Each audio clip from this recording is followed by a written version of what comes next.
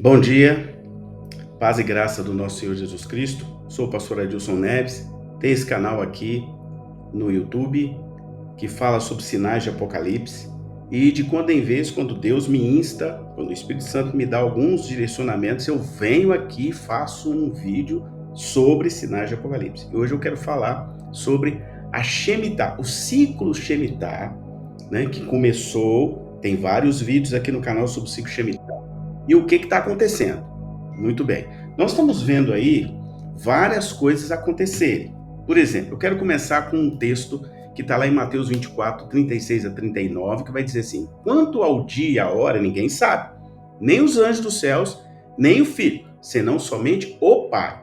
Como foi nos dias de Noé, assim também será a vinda do Filho do Homem. Pois nos dias anteriores ao dilúvio, o povo vivia comendo e bebendo, casando-se, dando-se em casamento, até o dia em que Noé entrou na arca. E eles nada perceberam até que veio o dilúvio e o levou a todos. Assim acontecerá na vinda do Filho do Homem. Esse é um texto, repetindo, está em Mateus 24, 36 a 39. É o texto que Deus fala do princípio das dores, das guerras, dos rumores de guerra, enfim, ele pede para que a gente fique preparado. Muito bem. Também em Lucas, o evangelista Lucas, também fala, né? Porque Jesus, né, perguntou, Senhor, quando haverá um sinal, né, da sua volta? Há algum sinal? E Jesus, cuidado, que ninguém vos engane, porque virão muitos, né, falarão em meu nome, dizendo que eu sou o Cristo, chegou a hora, não lhes deem crédito. Quando ouvirem falarem de guerras, rumores de guerra, insurreições, que o pânico não se apodere de vocês. De fato, essas coisas têm que acontecer, mas o fim não chegará imediatamente. As nações levantar-se-ão umas contra as outras, reino contra reino, e haverá grandes terremotos e fomes. Olha o detalhe, e fome em muitos lugares e várias epidemias. Epidemias, doenças. E ver-se-ão grandes sinais vindos dos céus. Fica ligado. Mas antes disso vão vos prender, vão os perseguir, né, já está acontecendo, levar-vos às sinagogas, às prisões, vão levar vocês à presença de reis e governantes. Aqui no Brasil, né, quantas pessoas porque estavam apenas com a Bíblia na frente lá do exército estão presas? Vocês têm que ficar ligados nas coisas. Isso servirá apenas para testemunho. Ponham isso nos vossos corações. Não se preocupe com a vossa defesa, porque vos darei palavras de sabedoria que nenhum dos vossos inimigos poderá resistir nem refutar. Mas aqueles que vos são mais próximos, pais, irmãos, parentes e amigos, vos entregarão, farão vocês morrer. E todos vos odiarão por serem meus e por causa do meu nome. Né? Nós estamos vendo agora, nesse evento de Israel, como o ódio está estampado até em quem a gente não imaginava. Até aqui no Brasil, Alemanha, Estados Unidos, na Europa, em vários lugares, as pessoas estão odiando e até, prestem bem atenção, colocando assim palavras muito pesadas para até, né, fazer coisas mais graves em relação ao povo judeu. Muito bem, mas o texto continua. Nem um único cabelo da vossa cabeça cairá. Permaneçam firmes para salvar as vossas almas. E quando virem Jerusalém cercada por exércitos, saberão que chegou a hora da sua destruição. Amém? E aí ele continua dizendo: aqueles que estiverem na Judéia, fujam para as montanhas. Quem não estiver em Jerusalém, trate de fugir. Quem estiver fora da cidade, não tente voltar. Porque eles serão dias de juízo de Deus, em que as escrituras serão totalmente cumpridas. Bom, isso está em Lucas, né? Está no livro de Lucas, capítulo 21, do verso 5 ao 36, mas você vai encontrar isso em Mateus 24, também em Marcos 13, de 1 a 20. Amém? Bom, por que eu estou falando isso? Tem guerra lá em Israel, tem uma série de nações interessadas em atacar Israel. Irã, Síria, né? Líbano e algumas outras. Nós estamos vendo aí rumor pesado de guerra entre China e Taiwan. China quer porque quer tomar Taiwan. Agora, aqui do lado do Brasil, aqui do nosso lado, a Venezuela quer tomar um pedaço da Guiana, porque lá tem muito petróleo. E isso está claro, já é notícia. Já pensou? A Venezuela queria tomar um pedaço da Guiana, que isso vai se transformar? Presta bem atenção no xadrez. Aí você está vendo a guerra na Ucrânia, né? Rússia contra a Ucrânia é um país minúsculo, né? A Rússia é imenso, tá?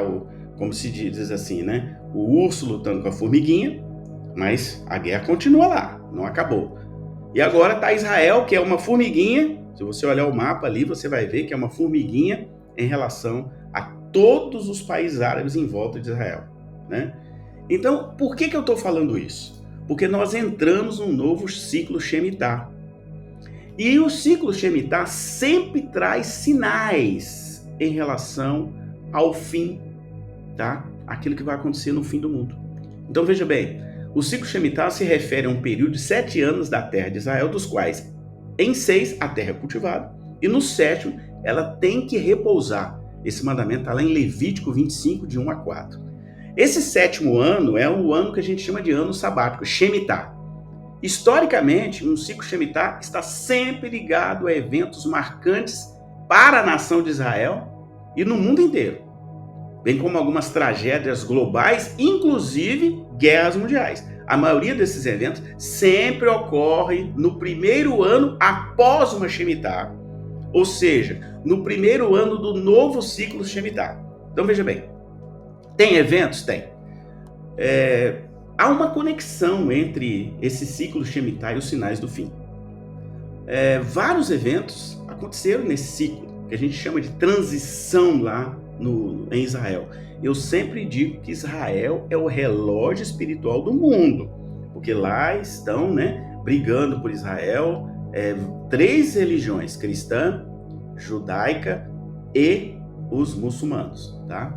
Então, logo depois que o novo Estado foi formado, em 1948, houve esse evento é um dos mais importantes para aquela nação, né?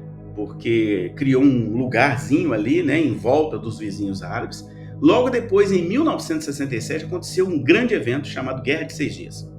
Ele se deu no ano de 5.727 do calendário judaico, que é o calendário bíblico. Eu sempre falo isso aqui, judeu não é dono da Bíblia, tá? Primeiro ano de um ciclo de Shemitah.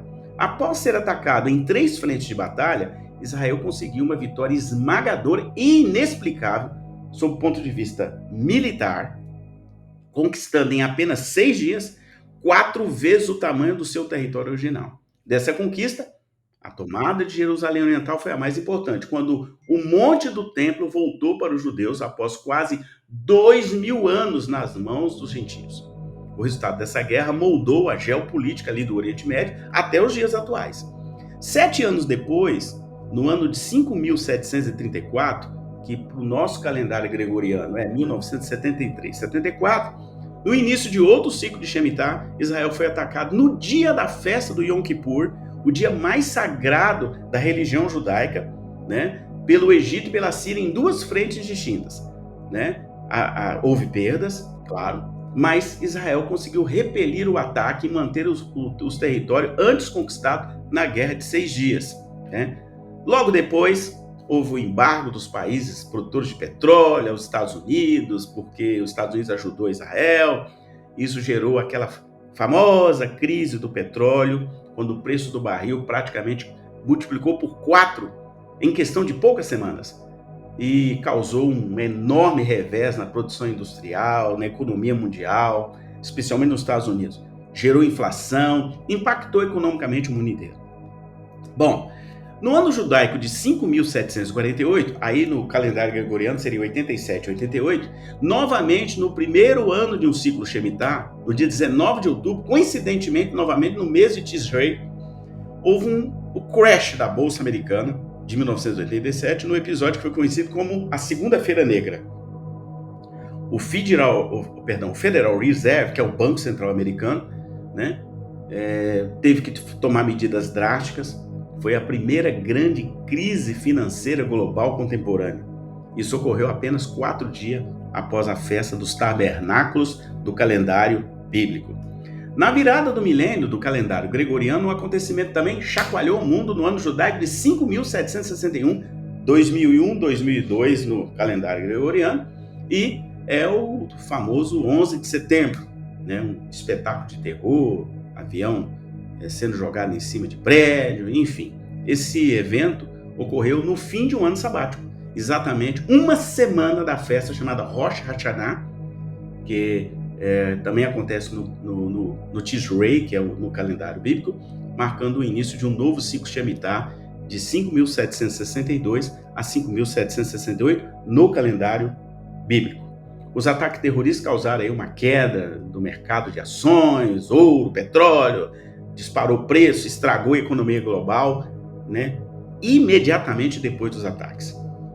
No dia 29 de setembro de 2008, tá? Ocorreu a maior queda da Dow Jones, a bolsa americana, em apenas um dia, com 777,68 pontos. Até março de 2020, no início daquele questão da doença aí, né, do corona, esse era o recorde da maior queda da história. O fato se deu exatamente no dia da transição do dia 29 de Elul para o primeiro dia de Tishrei, quando se celebra a Rosh Hashanah, marcando somente, né, que estava começando um ano novo judaico, mas o detalhe, primeiro ano de um novo ciclo da Shemitah de 5.769, né, ali que no calendário gregoriano seria 2008 a 2009. Então, observe, né, que a bolsa caiu, né, e que aconteceram muitas coisas, né? Mais uma vez, Deus falando que 7 é o número da Shemitah. No ano de 5.776, agora já em 2015, 2016, no calendário gregoriano, novamente o primeiro ano de um ciclo Shemitah, a Bolsa de Nova York experimentou várias quedas consecutivas. Não foi com a gravidade de 2008, mas levou uma perda de 2 trilhões de dólares em apenas 6 dias. Uma perda grande, que foi o estouro da bolha do mercado de ações da China, acarretando uma perda de 40% em 2 meses. Olha só. Bom, esses acontecimentos aí mostram que há uma clara conexão entre o primeiro ano de um ciclo Shemitah e o cumprimento de juízos e promessas de Deus para Israel e as nações, nós chamamos de gentílicas, né? Seguindo os tempos e o calendário estabelecido por Deus na Bíblia. Esse calendário é o calendário que Israel segue. Israel segue 2 calendários, o calendário bíblico e o calendário gregoriano, tá? Toda a questão religiosa de Israel está ligada ao calendário bíblico. A Shemitah faz parte dessa engrenagem, desse relógio de Deus, juntamente com as demais festas bíblicas que Deus estabeleceu na Torá, que para a nossa Bíblia é o Antigo Testamento. A Bíblia evangélica é exatamente igual à Torá, tá? É igual. A Bíblia católica tem alguns acréscimos que os evangélicos tiraram da Bíblia porque, né, não creem que eles são inspirados para poder ficar igualzinho à Torá dos judeus, ok? Então, né, na Torá está escrito lá o tempo, as estações que Deus designou para cumprir aí os propósitos do próprio Deus na Terra. Então, por que a gente olha para Israel? Por causa disso, né? Israel é o relógio espiritual do mundo. Então, tudo que acontece lá tem a ver com os eventos vindouros e os tempos do fim. Por isso que eu fico muito chateado quando alguém fica dividindo Antigo Testamento, Novo Testamento, nós estamos debaixo da graça, a lei acabou. Não. Todos os eventos, né, bíblicos têm tudo a ver com a Bíblia inteira. A Bíblia não é partida na metade. Quem partiu a Bíblia foi a Igreja Católica para efeito didático. A Bíblia é uma só. E as pessoas têm essa mania de ficar querendo dividir lei e graça, né? Eu respeito a lei, eu respeito a graça, mas eu não acho que é uma divisão do modo como eles pregam aí. Eu não creio. Respeito quem crê, mas eu não creio.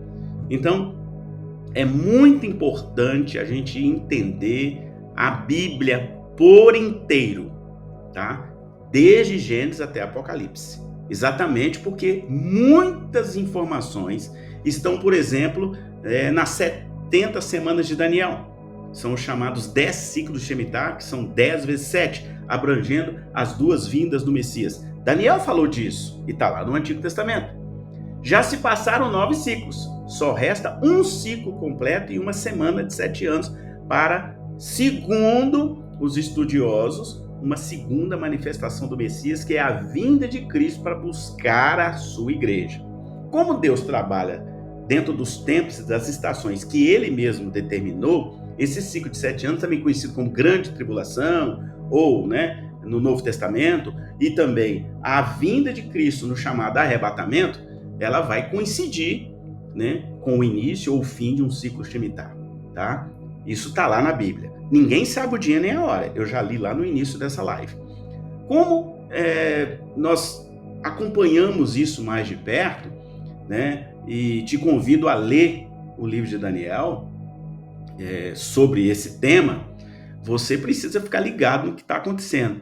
E aí tem uma outra coisa muito importante, né? Que a gente precisa ficar atento, é de que há outros profetas também do Antigo Testamento que dizem que, né, haverá uma guerra muito grande entre Gog e Magog e que eles virão do norte, né, para atacar Israel. Então, a gente tem que ficar com a fé muito firmada em Deus, né?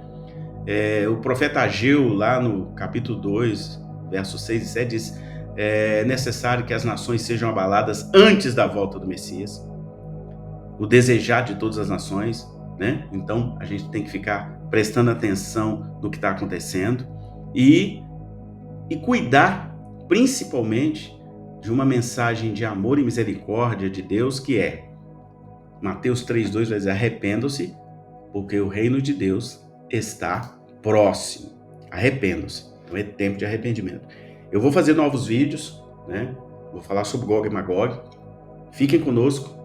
Eu vou, para não ficar um vídeo muito longo, eu vou encerrar esse aqui. Em breve volto com mais vídeo. Que Deus te abençoe em nome de Jesus.